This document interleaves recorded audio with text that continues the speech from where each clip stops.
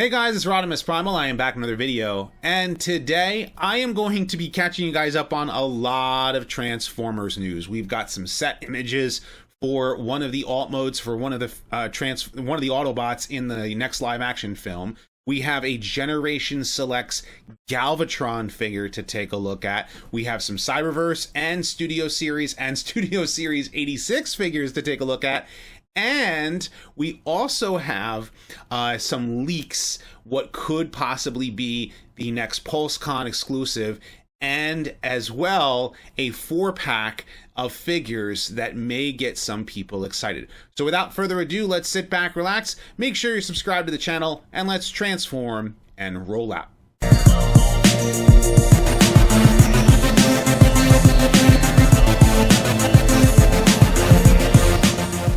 Consider supporting the channel on Patreon, becoming a channel member, or purchase some merch on my spring store today. Okay, so the first bit of Transformers news that I want to talk to you guys about today is some in-package images for some Studio Series and Studio Series 86 figures that we have been waiting to see what they were going to do with them. And I know a lot of people have been excited about the Studio Series for the live action films. I, of course, have been collecting the Studio Series 86 line, and hopefully my targets will actually stock stuff, because you can see in this image here, there's like nothing in my local stores at all, and it's kind of hard to find stuff. But I know a lot of people have been trying to army build the Scourge figure, but it seems that they are also doing a re-release, slight retool, it would seem, for Scourge. I already have one loose, and I also have one still in box, because I want to get at least 2 more of this mold in order to actually be able to get, a complete set of sweeps. Because you're supposed to have at least 3 sweeps. You can have up to 6 or 7. I think they had, at one point, like 8 or 9 on screen at one time. And but it seems to be a slight retool from the first release. So like the hand is different, and of course obviously the packaging art is different, a little bit different as well. But I'm wondering if the shade of blue that they are using might be different enough to look different than Scourge when they're standing side by side. We don't have any loose images of them yet, but I will be probably collecting at least 1 or 2 of them in order to complete my set. I also know a lot of people have been really looking forward to more Studio Series for the live action films, and they are doing a Revenge of the Fallen Bumblebee with the battle mask for Studio Series number 74 for Revenge of the Fallen. And we also have an image for Jolt. Jolt was actually one of those characters that I wish that got a little bit more screen time in the film. But if you guys are not familiar, apparently his car, the Chevy Volt, which is why he was called Jolt, to my understanding, it ran out of power during filming, and the car itself never made it into mass production enough for people to buy. So they were like, all right, well, we got to kill this character. Well, we already are using him in the movie, and so his only claim to fame was, well, he energized the corpse of Jetfire along with Ratchet so that they could give Optimus a boost to face off against the Fallen. Now, we also have some images from Takara Tomy, because they are releasing what's called premium finish figures, where they're doing taking previous figures, giving them more detailed paint jobs to more accurately depict what they looked like on screen in comparison. Remember when Takara used to do this all the time? Before, I think, Power of the Primes, Takara would sell, the same figure that Hasbro markets in a more cartoon accurate deco, and it seems that they are trying to do that again a little bit more now with some of the other, lines out there. So we're getting Ultra Magnus, which for some people, they're like, why would I, triple dip or quadruple dip into another Siege Ultra Magnus figure? But if you want him to look more like he did in the Siege animated series, this would be the version to get. He's more of a darker gray, And he even though it is a Takara Tomy exclusive, you are able to get it through other online retailers. So I will have links in the description if you want to pick it up. And it kind of looks all right. I mean, me personally, I've retouched my Kingdom Ultra Magnus figure, and I think that's going to be my Ultra Magnus for now, unless they do something even, you know, leagues better like 5 years from now, which, you know, that's the thing, is that these figures you know, are really good for a little while, and then all of a sudden they come up with a better version like years later. So it depends upon what you're really looking for. But in vehicle mode, I mean, again, it's a matter of like, what do you want out of the character? And the other one is they're taking the Studio Series 3, which was the first movie Megatron, which is a robot mode I never really cared for. But from what I heard from a lot of people, was that the paint job on him wasn't as good as it could have been. And Takara is taking the extra step, giving him a little bit more chrome detail so that he looks a lot better to be screen accurate and have a nice metallic finish to him, you know, with this, you know, Cybertronian jet mode and robot mode as well. Now, speaking of live action films, we know that Proto Man, who has the Slag podcast, got to visit the set. And so he has some set images here. They are getting some vehicles from the 90s, because the film is going to take place in 1994. The thing is that this is Toronto and not New York City, but they're going to try and dress it up to look like New York City. And they're trying to use like New York State plates and what have you. But this is the image that a lot of people have been sharing. If you guys have seen my previous news post about what characters were going to appear in the next live-action Transformers film, Rise of the Beasts, you would know that Mirage is going to be a Porsche 911. So this is going to be Mirage in vehicle mode, and he's going to be a silver car with, you know, a blue stripe on him instead of being blue. Now, from what I understand, the director understands the nostalgia. You know, they're not doing Jazz, or maybe they might have Jazz as a different vehicle if he is in the movie, which I don't think that he is. And Mirage was a Formula One racer. Formula One racer is not street legal, especially in the streets of New York with their strict laws. So you can't have that vehicle driving around. So they decided to go and try and mix a little bit of nostalgia. Maybe they wanted to do a character that looks like Jazz, but maybe they're going with Mirage in this particular instance. I'm hoping that Mirage has some more of his original personality to him, but maybe they're going to be doing something different with him. But this is the vehicle that they're using. Now we're seeing some more stuff for Transformers Cyberverse. I know some people are not really big into it, but the big thing about why this is important for Cyberverse is because they're doing Dinobots for their next, like, they're calling it season 4, but really they're doing like these 2 made-for-TV style movies, and they're going to be giving us the different Dinobots out there. And we have Sludge, you know, in his robot mode here, as well as in his Dinobot mode, which of course is a Brontosaurus. I don't doubt that Sludge will be in Studio Series 86.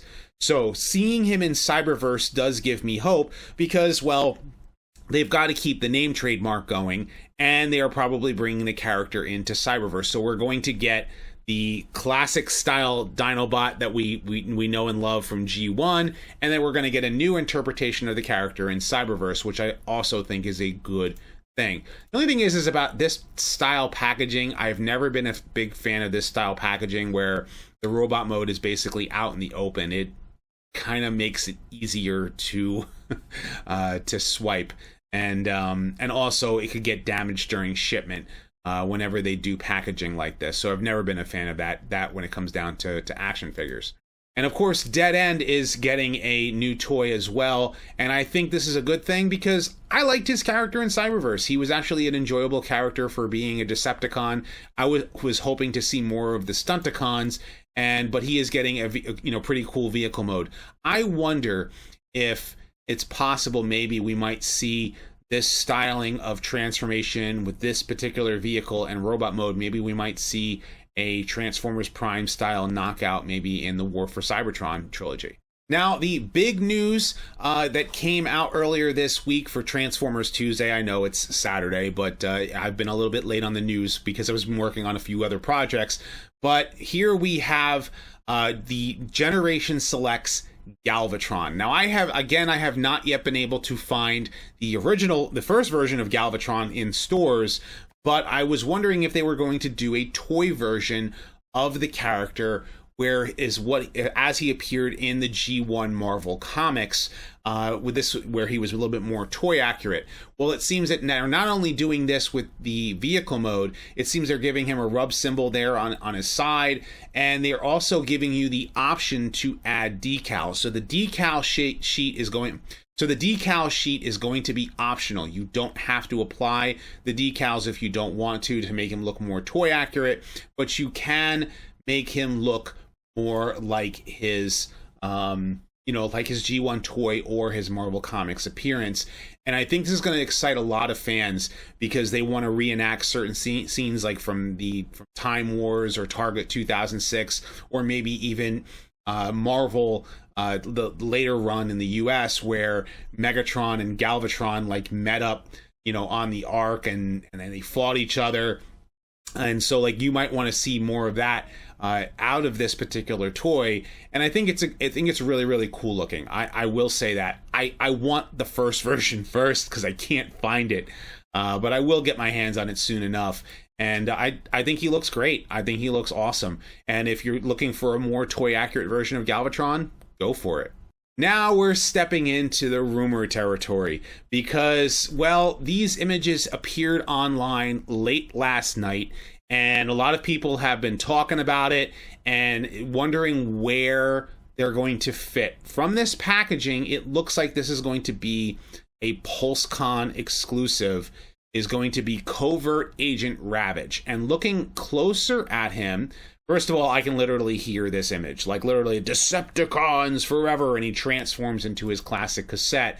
And getting a closer look at the robot, he looks like he's a retool of Kingdom Cheetor, and he also comes with G1 Ravage as well, with G1 Ravage's weapons.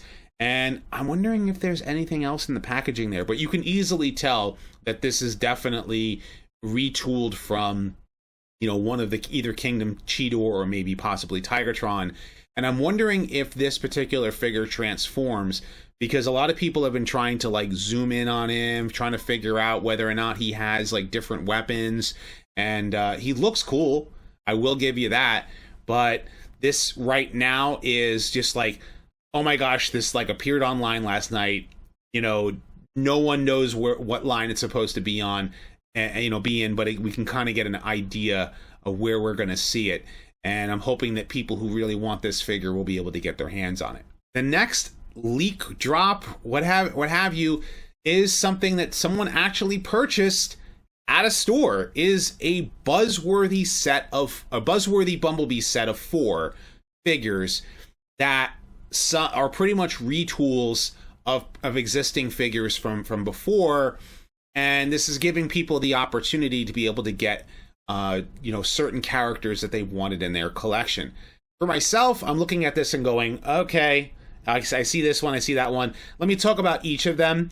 But taking a look at their vehicle modes, their robot modes, you've got Nemesis Primal, Fangry with Briscoe, Bumblebee, and Black Arachnia. And moving on from right to left, Black Arachnia, they're clearly redecoing Black Arachnia into her original Beast Wars toy colors, and they're giving her, it seems, a head sculpt that more resembles her original toy, which was actually purple, which I do think is kind of neat, as well as having the golden legs. So if you wanted to swap those out with the first Black Arachnia figure without actually painting them, this would be your opportunity to do that, unless you like the black legs on Kingdom Black Arachnia. The next one is Bumblebee, and this seems to be like full circle for this mold, because they have released this mold like multiple times. I got Cliff Jumper when he came out, got the Toy Hacks labels on him, painted him up a little bit, and made him look like he was supposed to. Got bug bite, and now he's got a toy hacks set on him, so he looks a little bit better. Then, of course, we got the Netflix Bumblebee, which actually made him a Volkswagen Beetle. But I'm guessing Volkswagen had a very limited license for the vehicle mode, and so Bumblebee is now getting released in his in Cliff Jumper vehicle mode, which really stinks. Really stinks, because I know a lot of people have been having a hard time getting their hands on that Bumblebee figure, and now if they want it, they're going to have to settle for this if they want it in the set. Still, it's not a bad mold. It just, the vehicle mode is Cliff Jumper. It's not Bumblebee. And he comes with the Allspark. So they're actually releasing this they're actually giving you the Allspark if you want it. And they're also, before I talk about first of all, Fangry is a retool of Grotesque. And of course he is a headmaster, so he comes with his proper headmaster of Briscoe. And then you have Nemesis Primal, which of course is a retool of Optimus Primal, except that he has a faceplate instead of having the mouth like you would expect. And then of course we get some closer look at the figures. There you can see the faceplate, the beast mode for Fangry, Bumblebee there in robot mode, and Black Arachnia as a spider of this set. And then of course here is the Allspark itself. Looking at the set in particular, some people are going to really want one figure out of this. I want Fangry. I don't care about Nemesis Primal. I'm indifferent about the Black Arachnia figure, and I don't need another Bumblebee. I really don't. I'm perfectly fine and set with the Netflix one. But I know that some people are going to really want this Bumblebee to be able to get the War for Cybertron version of the character because they missed it the first time. But I just want Fangry. Like, that's the one figure out of this set that I want. I don't want anyone else. I don't care about Nemesis Primal. I already have a Nemesis Prime. I don't need another, boss monkey turned evil, kind of thing. So that's really comes down to what people want out of this set. But I'm sure that there are some people who are like, oh yeah, I'm down. I'll buy them. I'll buy the set. I'm perfectly cool with it. But Fangry is the only one that I want because he is a character that appeared in both the Headmasters anime. Well, actually, it was, a different name for the character, but also in the Marvel comics as well. So he is worth getting, especially if you're one who's trying to collect the Headmasters. But, I'm wondering what the price point for this is. I'm wondering if it's a Target exclusive, a Walmart exclusive, or it's just going to show up all over. It probably won't appear even at all in my stores because of just how my local stores are. But I'm sure people are going to be all over this. So I want to know what you guys think. Are you excited about any of this Transformers news? Are you excited about the alt mode for Mirage, the War for Cybertron and Buzzworthy Bumblebee sets, or maybe the Studio Series stuff? Of course, leave your thoughts in the comment section below. Be sure to thumbs up this video and subscribe. Check out my other videos as well. I have more Transformers content coming down the pipeline, including news, reviews, and retrospectives and discussions, all coming soon. So stay tuned for all of that. And as always, guys, until next time, till all are one.